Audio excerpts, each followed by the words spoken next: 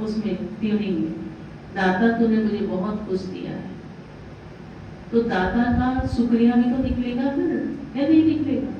ये कहने के लिए ही या औरों के लिए कि आप भी शुक्रिया करो, लेकिन हम भी तो दिल से उस टाइम बाबा शुक्रिया, हमारे पास तो कुछ भी नहीं था तन के अलावा, और आपके पास मन लगाने के अलावा, लेकिन धन क्या, प्राप्तियां क्या, साधन क्या, है ना, और जुड़े हुए अच्छे लोग, सबसे बड़ी बात इतने अच्छे कनेक्टेड लोग। आज लोग अच्छे नहीं मिल पाते, पड़ोसी अच्छे नहीं हो पाते, रिश्ते नाते अच्छे नहीं हो पाते, कितना दुखी कर देते। हमारी जो रंजा रहने का अगर कोई एक भी मिल जाए, जैसे कहते हैं ना कि खटास थोड़ा ही काफी, या नहीं, तो कितना मुश्किल हो जाता है जीवन जीना। बाबा ये भी सब आपने बहुत अच्छे दी, अब थोड़ा बहुत अगर कहीं दिया भी तो उसको भी ज्यादा हम क्या करते, ज्यादा उसको हैवी नहीं होने देते।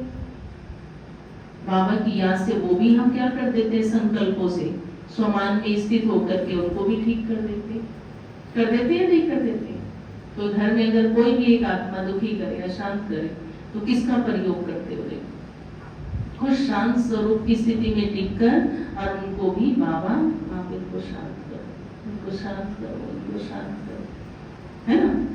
बाबा ने मना किया ना बोलने के लिए, ना किसी को ऊंचा बोलना है, ना चिल्लाना है, ना उनको ज्यादा समझानी देनी है, मुंह से नहीं बोलना। क्या करना है? संकल्पों का प्रयोग करना है। उठ जाओ बाबा के टाइम पर, जिस टाइम हमारे पास बाबा आता है, सुबह नॉक करके और जगाता है ना, घंटी बजा के जगाता है, बजती है घंटी। जब मेरा बच्चा अगर थका मांदा सोया रहे, मेरे साथ अनुभव हुआ है, हमने वो बैल लगा रही, ओम शांति कृपया दरवाजा खुली, मधुबन से लाई। एक दिन थका हुआ शरीर था, मैं तो सो गई, उठने का नाम ही नहीं, शरीर तो थका हुआ है। 4 बजे में 5 मिनट था। मैंने कहा आज कौन आई है इतनी जल्दी सेंटर में? देखा तो कोई भी नहीं। वो कौन था? तो बाबा था कि बच्ची आज शरीर से थकी हुई है तो आज सोती रह जाएगी और मैं आकर के देख करके चला जाऊंगा, ये मिल नहीं पाएगी, इसलिए बाबा ने मुझे जगाया। तो इस तरह से बाबा जगाता है, खटिया हिलाता है, घंटी बजाता है, भले ही वो रिंग बजे आपकी फोन की या बैल बजे या कुछ हो। है ही नहीं अनुभव है किसी का कि बाबा हमें जगाता है ना? नहीं है तो रात को सोने से पहले कहते सो बाबा को, बाबा बिल्कुल टाइम से पहले आपको जगा देगा। तो ये आपकी याद है, आप याद कर रहे हो, आप इस भलावे में भी नहीं आओ। कुछ माताएं पता है क्या होती है, हमारे पास है 1-2 माताएं ऐसी, आपका योग अच्छा लग रहा है, आप बाबा की याद से बहुत आगे बढ़ रहे हो, आपकी हर चीज पूरी हो रही, प्राप्तियां भी हो रही, लेकिन 1-2 मुझे तो ऐसे दिखाई दिया, मुझे तो वैसे दिखाई दिया, मुझे तो ये दिखाई देता, तो मैं नहीं दिखाई देता ये स्टार सा, है ना, बिंदी सी दीदी के माथे में भी, और बाबा का चित्र देखती हूँ तो उसमें भी थोड़ी सी चमक दिखती है, वो बिंदु से स्टार से, और वो लाइट सी किरणें सी आती हुई, तो मेरी दिखाई देती, तुम्हें बाबा के नैनों में नहीं दिखाई देता अपने आप को? मैं तो खुद को देखती हूँ उनकी आंखों में।